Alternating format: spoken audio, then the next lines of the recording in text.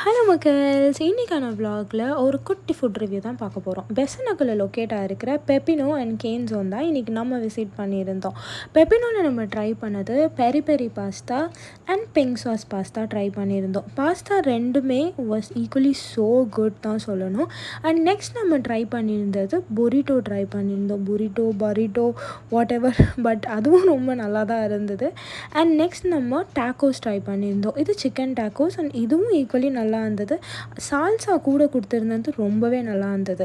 Price details நான் இங்கே attach பண்ணியிருக்கேன், நீங்கள் ப்ரைஸஸ் செக் பண்ணிக்கலாம்.